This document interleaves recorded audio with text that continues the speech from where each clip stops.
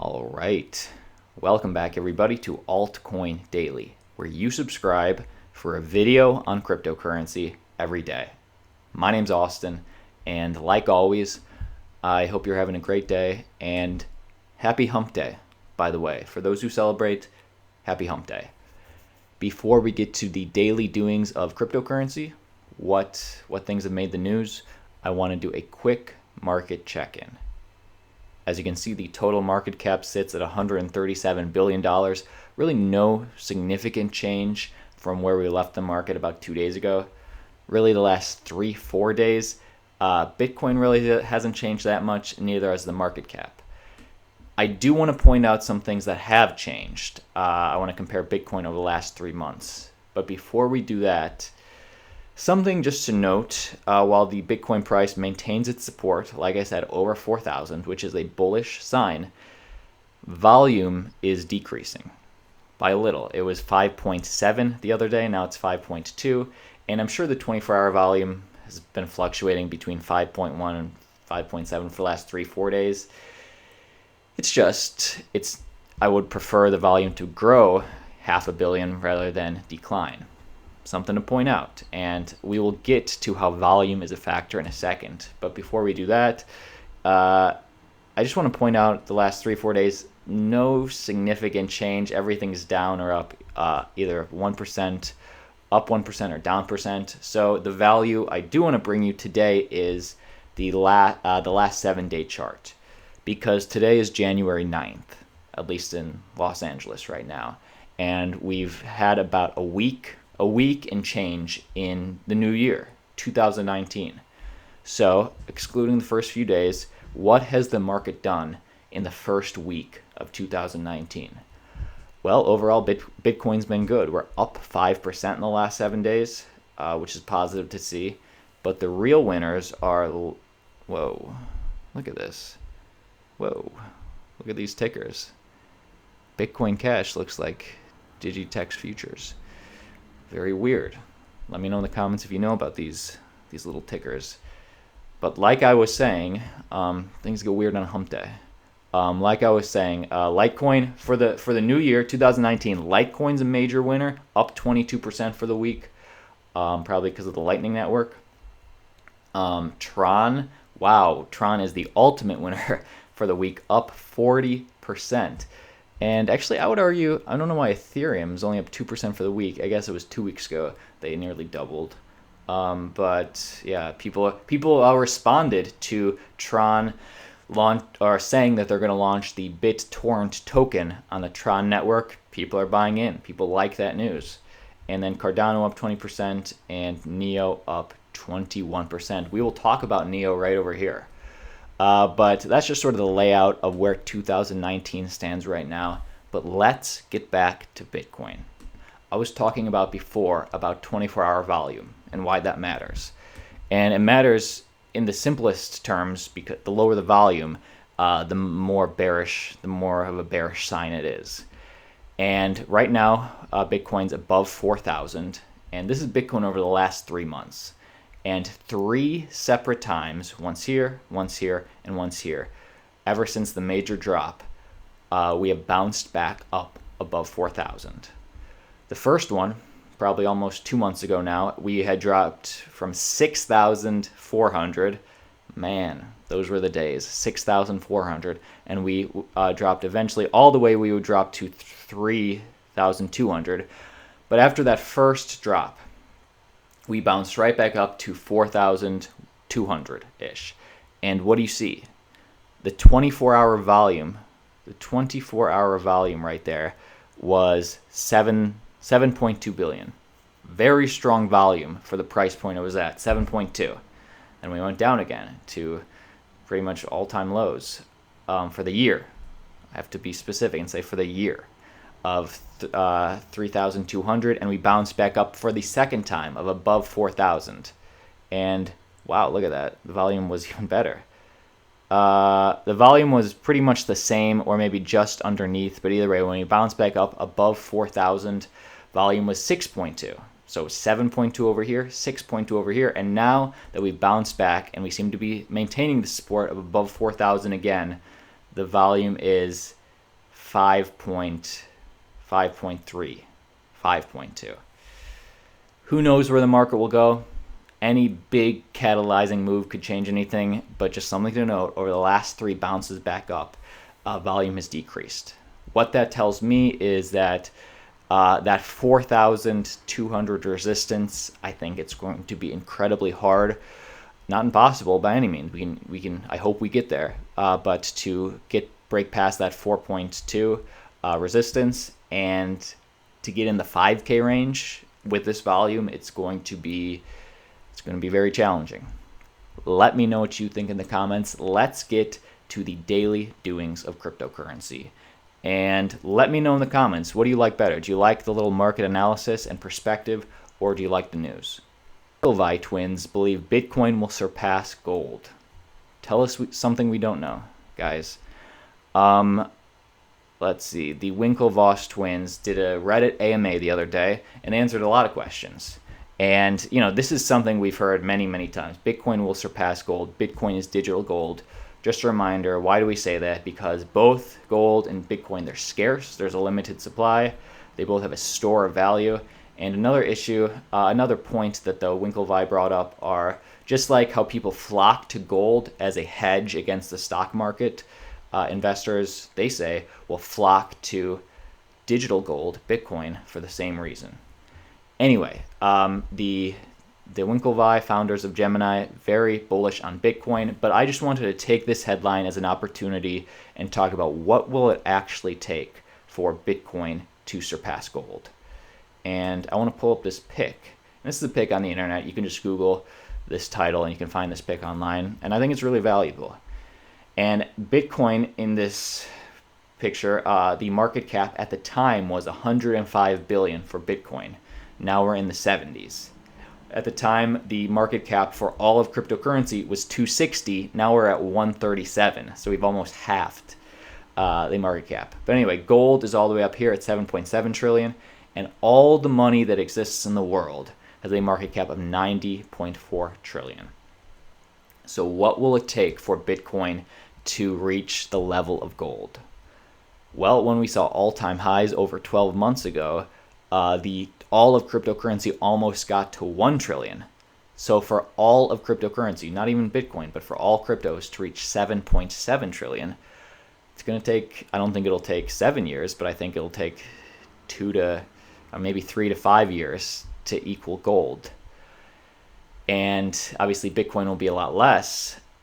So in order for Bitcoin to equal gold, I think that we're going to have to see all of cryptocurrency reach at least stock market level, market cap, 73 trillion. That's 5-10 years away. I don't even know. That's a long time away, which, we're here early, and it's charts like this that really illustrate that. Let me know what you think. Obviously the Winklevoss, much like all of us, they have invested interests. The twins claim they purchased 1% of all Bitcoin back in 2013, a rumored 100,000 Bitcoin. So there's a good reason why they say this, and and they say it for the exact same reason that I want to believe it, because we're invested. Let's keep going. NEO. Could Russian rumors be reviving NEO? Surges 15% today. So why is NEO pumping? Well, last month it was reported that Russia had requested a formal partnership with the developers of the NEO platform via a document from the Russian Association of Cryptocurrency and Blockchain.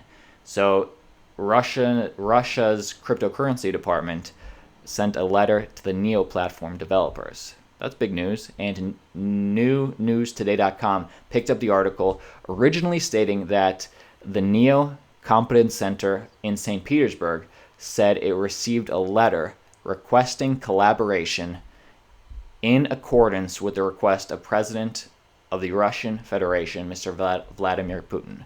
So did Putin request the developers of NEO to come on board? No, it was just the guy from his office. Putin didn't, but the government did. So according to this news site and related article. But why did that was last month. Why did the price of NEO surge today?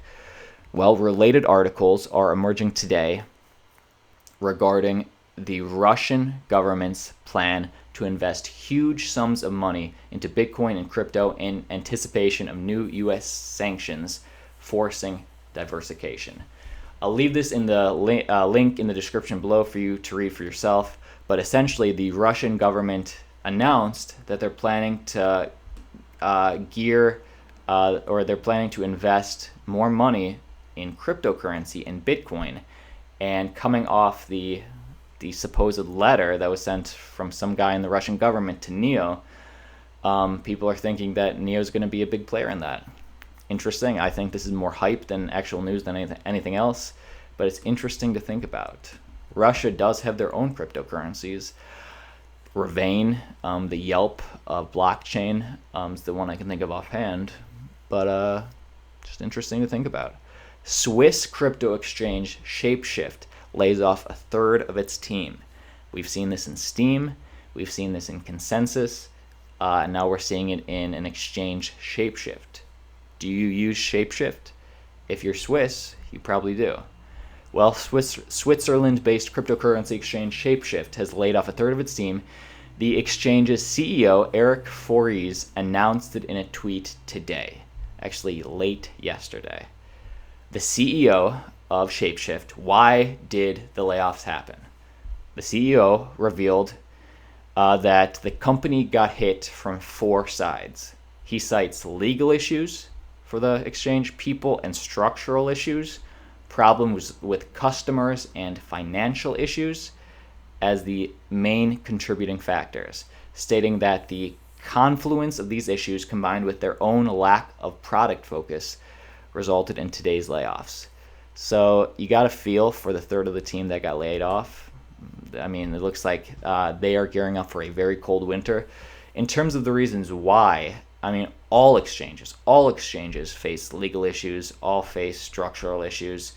I'm not sure what he's referring to with these financial issues, but I think this is just a case of mismanaged funds, whatever they had. They were hoping and praying, I guess, for a bull market, and with this bear market, they're forced to contract. I don't think ShapeShift's going out of business by any means. I think this is just a defensive play, and I think we are going to be seeing more and more of those as time goes on. Yeah, I will leave this in the link in the description below. This is the exact tweet if you want to see it for yourself. With a heavy heart, today we laid off 37 people. We published a blog on this, and yeah, I'll leave it for you guys to check out. And again, I don't necessarily like the news, but I'm gonna like this. I just want to support these updates, and feel free to like this video if you're getting any value. If you have received no value today, then do not like the video. I would never do that. I do want to earn it. Let's keep going. I want to talk about XRP, and I forget these news stories. Oh yeah, actual adoption. If you make it to the end with me, I will show you a very strange case of actual adoption of crypto. All right, Ripple, 5 more banks and Fintechs will use XRP cryptocurrency. So, I mean, big news for XRP. With these 5 banks coming on the platform. Ripple announced today a total of 13 more financial institutions are joining RippleNet, putting the total at over 200. And while RippleNet doesn't specifically equal XRP, 5 of these 13 financial institutions will use XRP for liquidity. The institutions are JNFX, SendFriend, TransPayGo, and the list goes on up to 5. That's the headline, and good on Ripple, good on XRP. 5 more people coming on and using the token. Always good to see. Japan's financial regulator denies interest in Bitcoin ETF. So this was a headline that this channel didn't cover, but I saw this from a lot of other news outlets and cryptocurrency YouTubers that it was a rumor that Japan would be launching a Bitcoin ETF. Well, it came out today that Japan's Financial Service Agency, the FSA, has denied that it's considering allowing Bitcoin ETFs, and they just reported that today. Direct quote, they say, "At this moment, we are not exploring an approval of exchange-traded funds based on crypto assets." I don't know what to believe anymore. I mean, obviously, I'm going to believe this direct quote. They're not looking into it, but seems like everybody believed. I mean, who knows? Who knows what headline's going to come out tomorrow that's going to be false, covered by everybody, and then they can just retract to the next day, just like Monero and Fortnite. What do I believe? Let me know in the comments. What's the one thing you believe? But let's keep going. All right, this is scandal in cryptocurrency. The CEO or the president of TenX just put this out on Twitter late last night, yesterday, that he's stepping down. He's stepping down. And Julian Hosp, president of TenX, where is this? This is the article. Where is the article I want? Yeah, he's stepping down because he's been accused of being a scammer for TenX. TenX, it was the project where you could get your own little cryptocurrency card, debit card, to pay for stuff with cryptocurrency. Steps down after pumping and dumping pay, which is their pay token on its investors. So, I mean, he put this out there. You can listen to this video for yourself, but whether this is because of TenX or something else, just something to note, this article came out this morning that the 80 million ICO TenX founder linked to pyramid scheme. This video was taken down, so I never saw it, but the TenX president, Julian Hosp, has reportedly been implicated in connection with Lioness, an Australian discount shopping service that has been declared an illegal pyramid scheme in Norway, Austria, and Switzerland. So there was a video that had emerged that appears to show Hosp presenting an online tutoring session, teaching people how to recruit new participants in Lioness, a illegal pyramid scheme. Good. I like that. Get him out of the space. I don't know about you. Under this tweet, it says, "Been waiting for my TenX card for a whole year. Trusted in Julian as a role model." I mean, the thing has gone scammer. So good. Get out of here, you. 2 more news stories to go. All right. Actually, do we even have anything here? No, this is just Reddit. This is the last one, team. When we talk about actual adoption, this is what we're all thinking of. Wife of Norwegian billionaire kidnapped. The ransom is to be paid in monero. What a time to be alive. I guess they kidnapped the wife of Tom Hagen. You know Tom. He's ranked the 172nd richest person in Norway. Kidnapped his wife. Wife's been missing for multiple either weeks or months now, and the kidnappers reached out and said they're demanding a ransom of 9 million euros, approximately $10.3 million, to release the wife. Will it be paid? Well, this is the update. After the demand for ransom in Monero, police urged the family not to pay. We'll keep you updated. We'll keep you abreast on the situation. That was the news today. That was a bit of market analysis. Team, I want you to have a great hump day.